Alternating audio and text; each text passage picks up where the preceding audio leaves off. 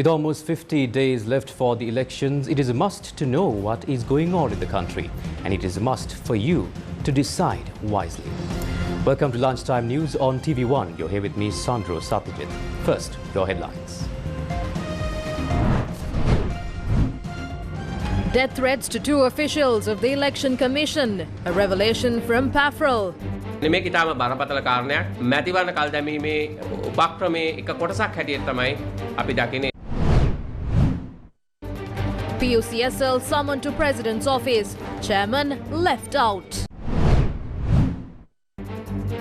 Election expenditure bill to be debated in Parliament today. Poetess of Sinhala cinema, Sumitra passes away. New Zealand PM Jacinda Arden to step down next month.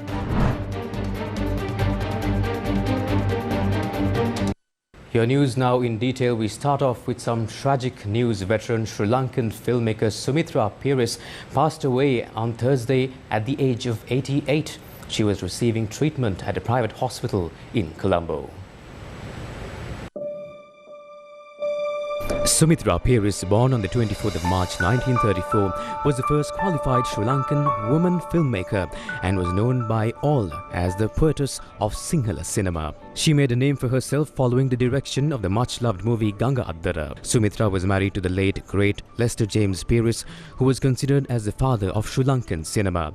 Sumitra began her education in Avisavilla, then later enrolled to Visakha Vidyalaya in Colombo, and at the age of 20 travelled to Europe to build her own career there, although she didn't know it at the time. With over 10 films to her name and having worked as screenwriter, director, producer and even editor of documentaries, Sumitra has emerged as one of the country's foremost cultural icons. Among the movies she directed were Gehanu Lamai, Gangadhara, Yahalu Yeheli, Maya and Yahaluo. She further contributed as a film editor and was actively involved in the production of Gamperaliya, Delawak Atara, Bakmahadige and Madul Dua. As the last of her generation in the industry, Sumitra's contribution to Sri Lankan and South Asian cinema is indisputable.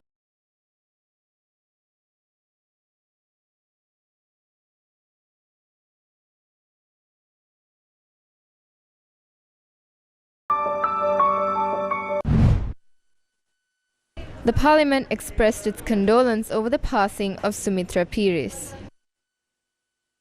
Lester James Peris අපේ විශිෂ්ටතම ජාත්‍යන්තර සිනමා අධ්‍යක්ෂකවරයාගේ බිරිඳ වගේම එතුමියත් Just like the late Lester James Peris, she also independently received many international accolades. She brought honour to the country. We express our condolences. ශෝකය මේ අවස්ථාවේදී අපි එක් වෙනවා. එතුමිය ශ්‍රේෂ්ඨ කාන්තාවක්. ඒ වගේම ලෙස්ටර් ජේම්ස් පීරිස් මැතිතුමත් සමග අත්වැල් බැඳගෙන අපේ රටේ සිනමා ශාස්ත්‍රයේ She is a great individual. Together with the late Lester James Peris, she lifted the country's cinema industry. His great services will never be forgotten. We express our deepest sympathies as a whole. අතිශය සංවේගය කනගාටුව මේ අවස්ථාවේ මම හිතන්නේ මම පමණක් නෙවෙයි අපි සියලු දෙනාම 225 දෙනාම එය පළ කර සිටිනවා. On to other news in detail. 2 new ministers were sworn in this morning in the presence of the President. Pawitra Baniyarachi was sworn in as the Cabinet Minister of Wildlife and Forest Resources Conservation, while Jeevan Thondaman was sworn in as the Cabinet Minister of Water Supply and Estate Infrastructure Development. They were sworn in at the President's office in Colombo. Meanwhile, the Executive Director of PAFRL, Rohan Hettiarachchi, says that there is a serious risk of the local government election being delayed once again. Now, he emphasized that it will entirely depend on the passage of the regulation of the election expenditure bill in Parliament. මේ වන විට නැවත වරක් පළාත් පාලන මැතිවරණය කල්යාමේ බරපතල අවධානමක් අපිට පෙනී ගිහිලා තිබෙනවා. මේ අද දිනේ තුල පාර්ලිමේන්තුවට මැතිවරණ වියදම් සීමා කිරීමේ පනත් කෙටුම්පත පාර්ලිමේන්තු විවාදයට ගැනෙනවා. We see that there is a serious risk of postponing the local government election once again. The election expenditure bill will be debated in Parliament today. The bill was earlier postponed by 1 month by the Justice Minister. However, casting aside the objections from the opposition, the bill is to be debated. If this bill is passed today, it will take some time to create the procedures for this. During that time, there is a possibility of elections being held subject to new delimitations. The election could be postponed in this manner. Unfortunately, in 2017, when the current president was the Prime Minister, he took off the provincial council elections off the election map in this same manner. These electoral reforms are being done in a manner which violates democracy, taking away the people's right to franchise. Rohan Hettiarachchi pointed out that 2 members of the Election Commission had received death threats forcing them to resign. We have received reports of 2 officials from the Elections Commission received death threats, forcing them to resign from their positions. They have lodged complaints at the police regarding this as well. This is a serious matter. This is another tactic to postpone elections. We strongly condemn this. We believe that the IGP will take the necessary actions to ensure the security of these officials under threat. මැතිවරණ කල් දැමීමේ උපක්‍රමයේ එක කොටසක් හැටියට තමයි අපි දකින්නේ. නිසා අපි තරයේ හෙලා දකිනවා මේ තත්ත්වයන්. අපි විශ්වාස කරනවා පොලිස්පතිතුමන් මේ පිළිබඳව කඩිනමින් අවශ්‍ය ක්‍රියාමාර්ග ගනීවි කියලා, ඔවුන්ගේ ආරක්ෂාව සුරක්ෂිත කරන්න සහ ඔවුන්ට ස්වාධීනව තමන්ගේ තීන්දුව ගැනීමේ ඉඩකඩ සකස් කර දීම රජයේ වගකීමක් හැටියට අපි දකිනවා. The Election Commission informed all the postal vote certification officers to hand deliver the postal voting applications related to the local government election to the district election officers. Now, the Commission stated that the acceptance of postal voting applications will end next Monday at midnight. And the Election Commission also says that this step was taken to prevent delays in postal voting due on the weekend. On to other stories in detail. Several political parties placed bonds to contest the upcoming local government election. Today, the United National Party placed bonds to contest for the local government election from the Mathura district. Meanwhile, the UNP also placed bonds to contest for the local government election in the Kaluthara district. Meanwhile, the Janasatha Peramuna also placed bonds to contest for the Weligama Pradeshya Sabha in the Mathura district today. The Lanka Samasamaja Party said the government has no power to delay the election. මේ ක්‍රමවේදය වෙනස් කරන්න පුළුවන් මේ රටේ පුරවැසියන්ට විතරයි. We can change this system. Only the citizens of this country can do that. Why did Ranil Wickremesinghe, who was a strong candidate from the Colombo district, lose his seat in parliament during the last election? Because Ranil Rajapaksa did not listen to the people. There are people in Colombo who can't even afford to eat one meal. The economic crisis severely impacts the people living in the commercial capital. The government must not play around with the powers of the Independent Commission. I assume over 50% of election expenses have been met. They have no mandate and are trying to delay the elections. The Democratic Youth Alliance also points out that an election is essential for the citizen at this time. An election is to be held during a time when the country is facing multiple crises. The multiple groups are trying to postpone the election by manipulating the people into thinking there is no need for an election at this time and that you should refrain from casting your vote. They emphasize that the election should be postponed, citing the economic crisis. The people of this country need the election. බොහොම අවධාරණයෙන් කියා සිටිනවා. නමුත් අපි මේ අවස්ථාවේ කියන්නේ පුරවැසියට අවශ්‍ය මේ වෙලාවේ මැතිවරණයක්. ඒ මැතිවරණය අනිවාර්යයෙන්ම ක්‍රියාත්මක විය යුතුයි. The National Democratic Front convened a media briefing in Ratnapura and pointed out that the rulers are trying to deceive the people again. Those who called each other thieves have now formed an alliance. Those who called both those parties thieves have formed a different alliance. Now it is time for us to forget the differences of our parties and stances and unite under a suitable leader and lead our country along a proper political path.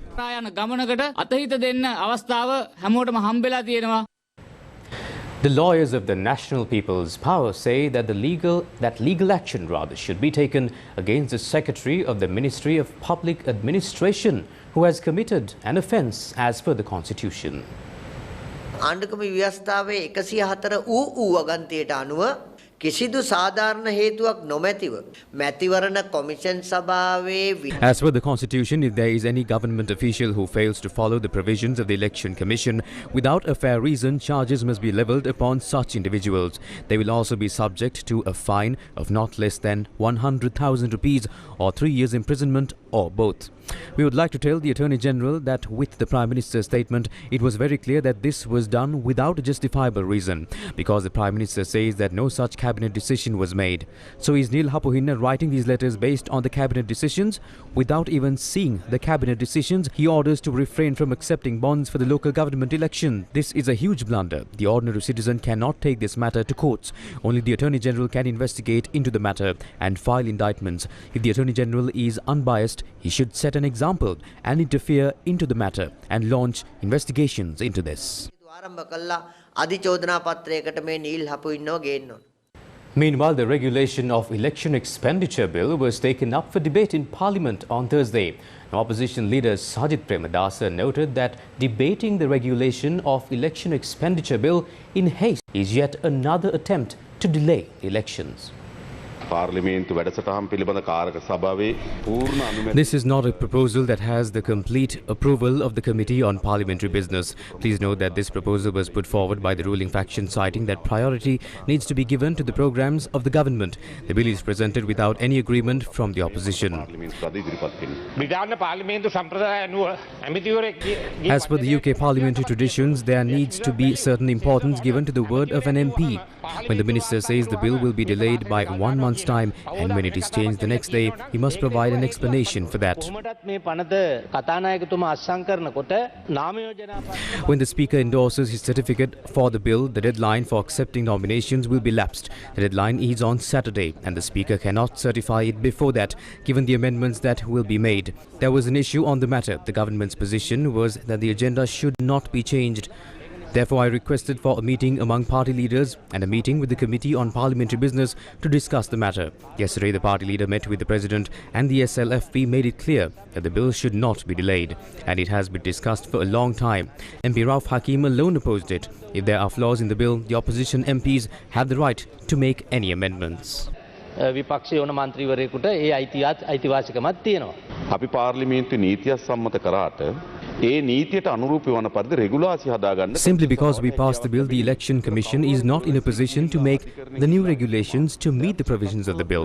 Anyone can go to court and say that the election is not taking place as per the new law. Therefore, they will seek relief from the Supreme Court to hold the election by preparing the new regulations. The Supreme Court will look at it from the legal point of view. That will lead to the delay in the election process. Let us introduce an amendment to the bill, noting that an already declared election will not be impacted by this bill when it is passed. මෙම නීතිය බලපවත්වන්නේ නැහැ කියලා. මේ මැතිවරණයට කිසිසේත්ම මැතිවරණ commission සභාවට හැකියාවක් නැහැ. The National Election Commission cannot declare expenditure limits for candidates for this election. Therefore, that issue will not arise.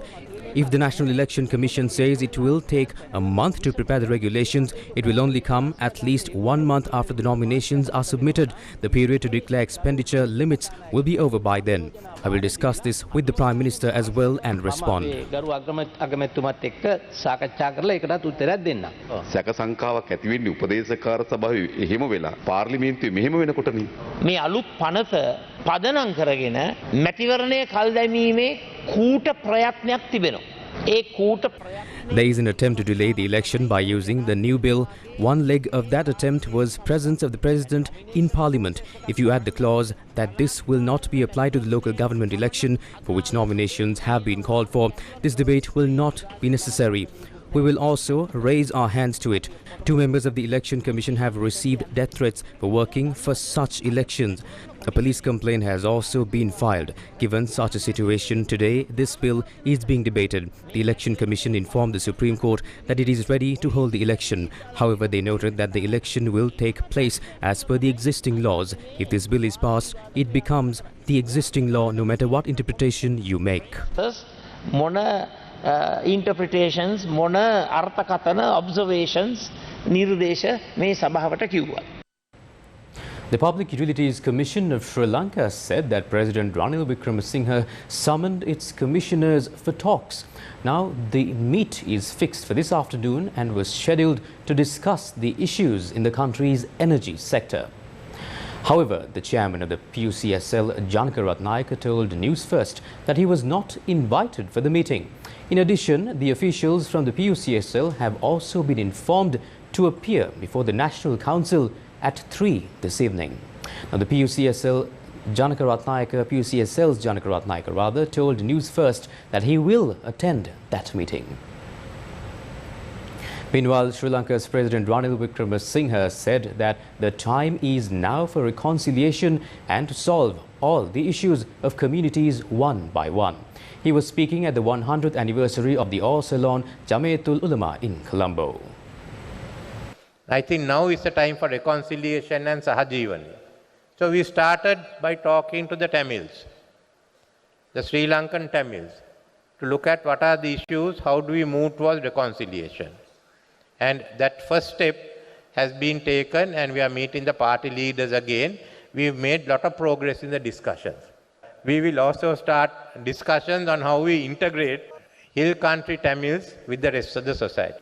And the third one is I want to have a discussion also. We must all have a discussion with the Muslim community of the problems you all face.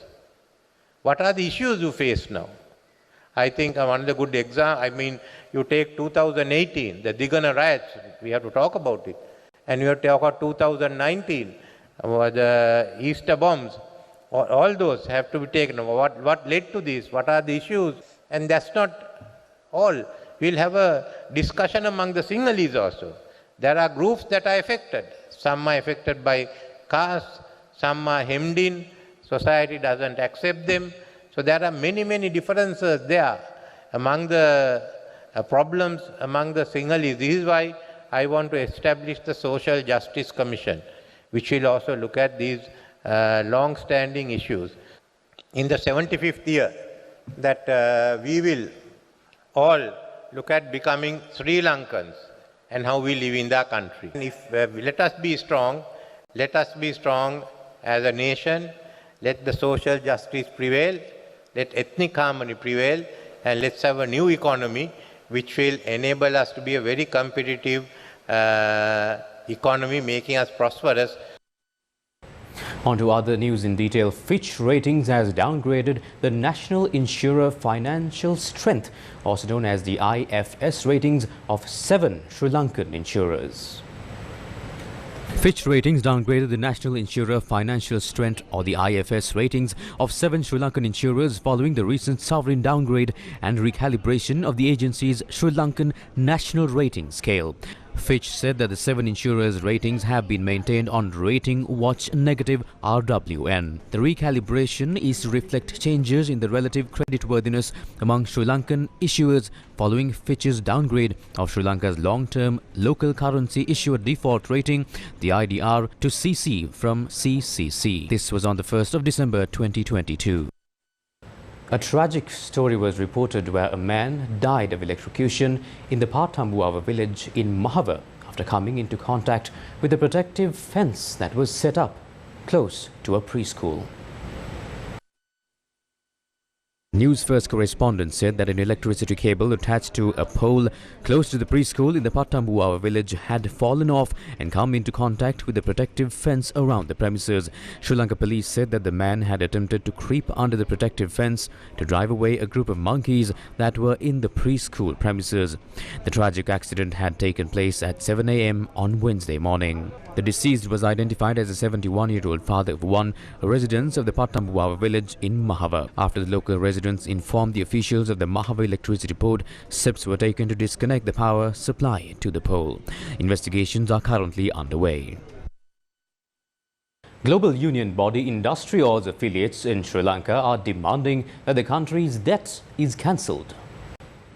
Industrial Global Union represents more than 50 million working people in more than 140 countries working across the supply chains in mining, energy and manufacturing sectors at global level. Echoing the call by over 180 economists and development experts across the globe to cancel Sri Lanka's debt, IndustriAll's affiliates are demanding that all bilateral, multilateral and private lenders share the burden of restructuring, as the country cannot ensure this on its own and requires larger international support and solidarity. Anton Marcus, Joint Secretary of IndustriAll affiliate, Free Trade Zones and General Services Employees Union, said Sri Lanka needs immediate relief from the external debt crisis.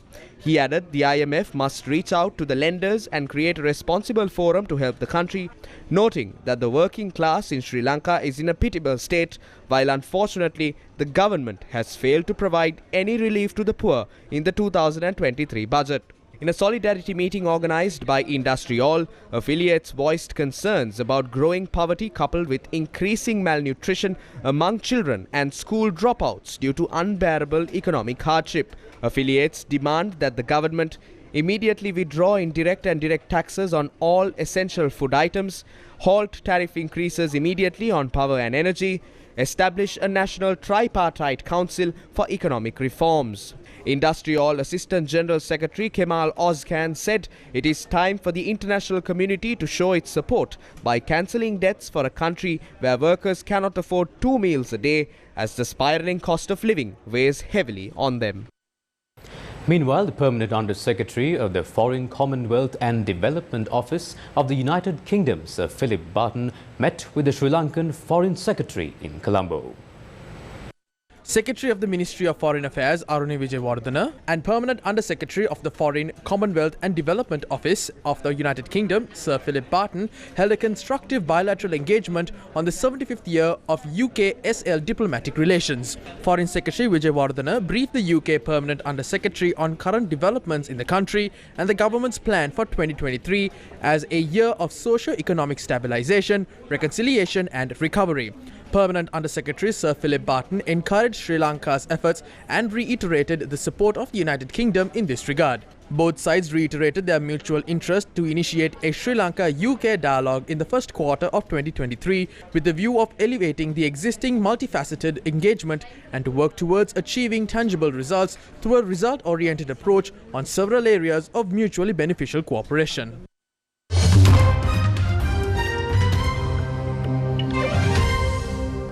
One of the youngest prime ministers in the entire world, Jacinda Arden, has announced that she will quit as New Zealand's prime minister next month. This was saying that she no longer has the enough in the tank to lead. This summer I had hoped to find a way to prepare not just for another year, but another term, because that is what this year requires. I have not been able to do that.